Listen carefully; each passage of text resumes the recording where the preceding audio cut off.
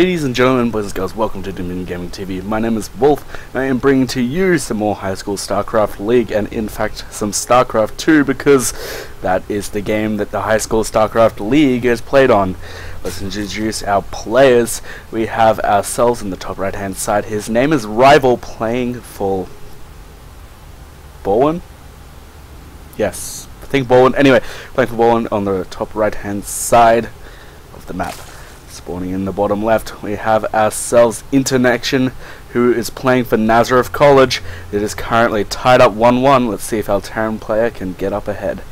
And on the map, we have ourselves Daybreak, and on Daybreak, we have quite a good map for TVZ. It's probably one of my favorite maps.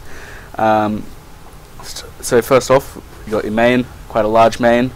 And then you got yourselves your natural here, and this section across here. Generally you'll see 1, 2, and then if it gets very wary, 3 bunkers, and supply depots across the front. And then it's a bit harder for the Terran to take a third, but can be done just by tanking up here, like turtling here and turtling here. And for the Zerg player, it is really quite easy, just getting your hatcheries and getting them pretty early. You can be punished by some sort of tank push, early tank push, but yeah. So for getting the little things. Now, one thing I do like for Zerg on this map is the fact that you can hide an Overlord here and not be seen. Well, you can't do it there because the watchtower's there. There's these little doodads around the map where you can sit your Overlord. You can sit one up there. I think you can sit one up there, and up there you can sit them in all these weird, awesome places that the Terran can't do anything about. Also, another place is here and out here. The Terran can't do anything about him unless he gets air or of some sort to show it. Now this Overlord looks like he's going to be going down into this location or maybe this location. Either way. Going for the hatch first into spawning pool, which we have seen every game so far, so just standard openers from both of these players.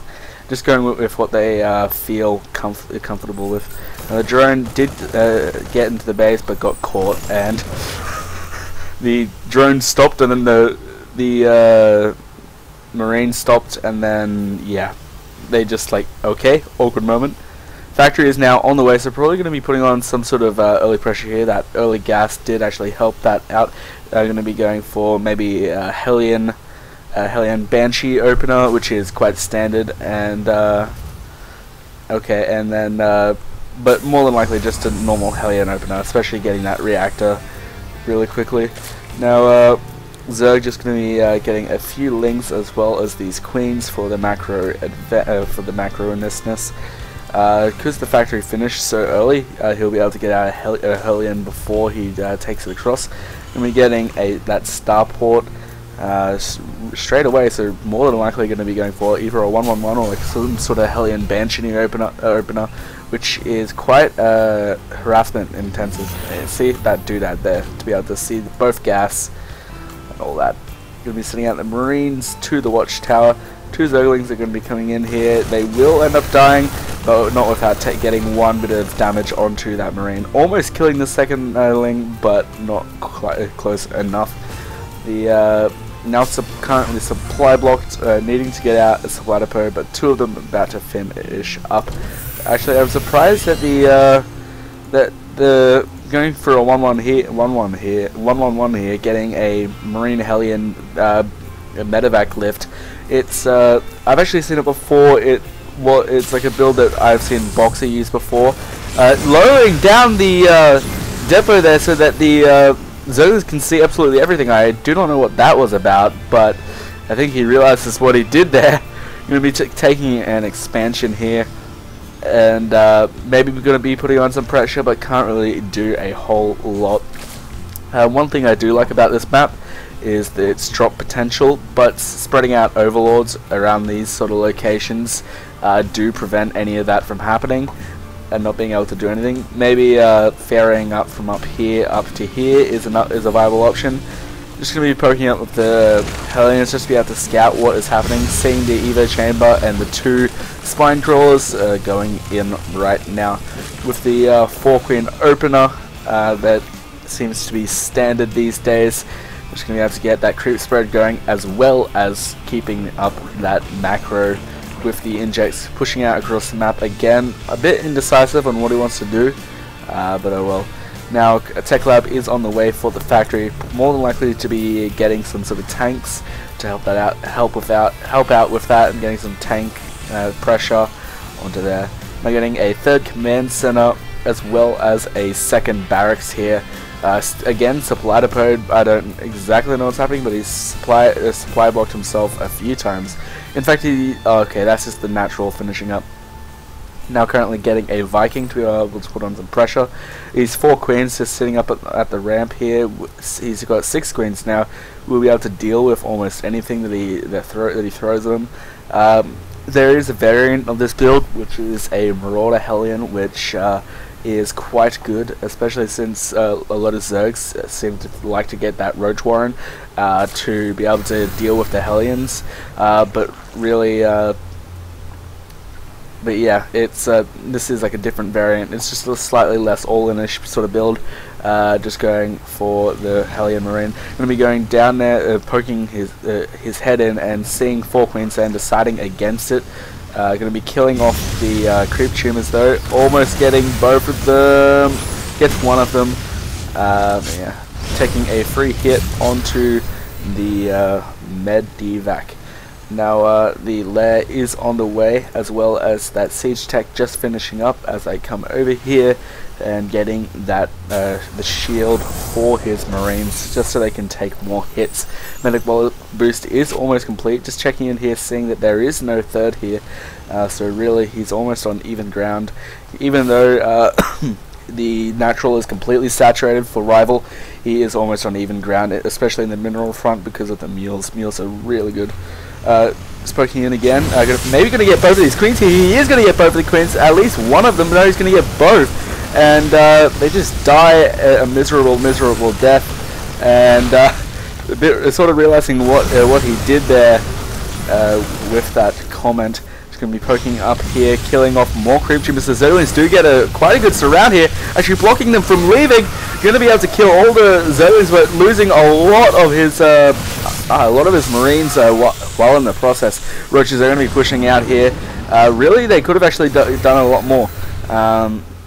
He probably could have held that, even if the Zerg player wanted to push out.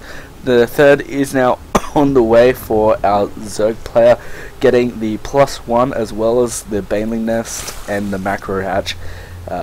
Currently for our Terran, getting 3 additional barracks. Going to be ramping up that production, because that production is necessary.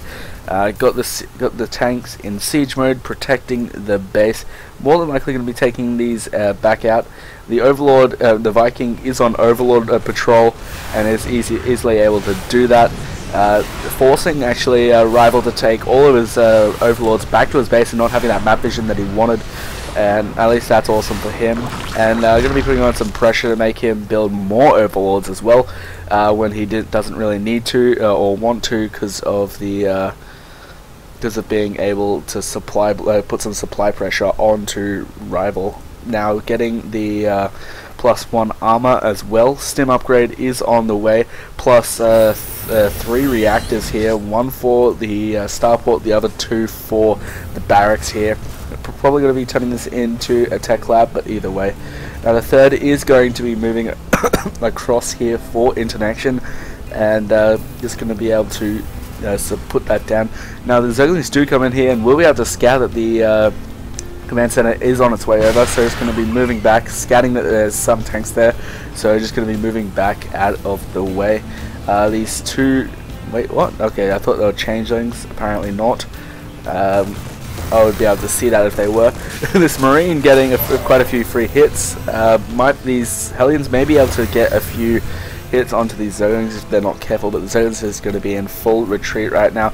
Internection is going to be moving out across the map right now with his tanks and Marines, probably looking to put on a bit of hurt. +1 armor is on the way for Inter, and there is no currently no +1 on the way. Deciding to go back. No, going to be walling off here at the front so that Rival cannot do a counter attack with Zerglings. That would be quite painful. More than likely just going to be transferring over the SCVs to the third. Just currently holding the his watchtower currently, with the Viking out across the map and the Marines in different locations to be able to scout any sort of Ling run bys. This is actually really smart from Internection. You don't really see this happening a lot, where like a Zerg player will use these sort of paths to get to stay out of the view of that to attack the third. Like putting these Marines here sees absolutely everything that they can. Now the roaches are moving out across the map. If they're not careful, they may die. Actually, they might get completely trapped here if Internection actually sees this. He does now. He's going to be moving over. He's going to be losing all these roaches. Then again, these roaches are just to throw away. Now, is that Adrenal Glands already? Hive Tech is already done, as well as Ultralisk Cavern on the way. The +2 melee, as well as Pathogen Glands, is on the way. Also, going to be losing all of these roaches, but not without taking some hurt by himself. Now a whole buttload of Lings is on the way, as well as a fair few Banelings as well to complement that. These 3 roaches actually do end up getting away, and on the creep there is no way chasing him. But he's going to lose all of his Marines there that just stint forward, just losing him for no apparent reason. +1 attack is almost completed, as well as +2 attack for our Zerg player. Excuse me. Now the third base is quite saturated. Could use for more SCVs, but now a 4th command center is on the way, as well as a tech lab for something or other. It is for what? Probably that factory, more than likely. Now plus wait, what? Okay, I thought I was seeing something else. I was seeing things. The armor is now getting the +1 vehicle attack. Currently just macroing up on each side. Rival is going to be taking his 4th base and just getting all of that crap. Now the Viking is now on Overlord Hunt patrol, and he's not careful. He may get killed by like some queens or like a fungal or something. Now the Terran player is looking to put on some pressure here at the 4th base, scouting that the 4th base is actually there. Going to be leapfrogging all of his tanks. Going to be putting down some pressure and killing some overlords if he can. And all the Lings going to be on a massive concave. Going to be doing a whole lot of hurt. He needs to micro away from the bases as quickly as possible. There's so many Banelings. Banelings hit absolutely everything and kill all the Marines and killing all of the tanks. Just going to be going for a complete counter-attack right now. If he sets up some siege tanks right now, he might be able to hold this place. He doesn't actually know that the wall is there. So he's just going to be going in, losing 1 or 2 Lings. Now over at the 3rd base, he's going to be really careful. Going to be getting into these bunkers, getting into the siege tank. He could hold for quite some time, but he may lose a lot of his economy here, and he's actually going to lose a lot of stuff here. His all of his defenses are about to die. All of the Marines, all of the bunkers, and they're just going to be rolling in here, taking out all of these SCVs. Going to be killing the 4th base, as well as getting these cocoons and these infested Terran to put on more DPS to the Marines. And he's going to lose both of these bases, and going to be putting on the pressure and going straight into this natural here. Going to be killing as much as he can in this situation. +2 armor is almost complete, as well as some ultras back at the base. Going to be losing a lot of his Lings, but he is cost efficiently trading against the Terran here, and is just took out the 3rd, and is now still on 4 bases. Has a whole load of Lings, a whole load of Ultralisks, and is just sitting back, taking a 5th, and reaping the rewards right here.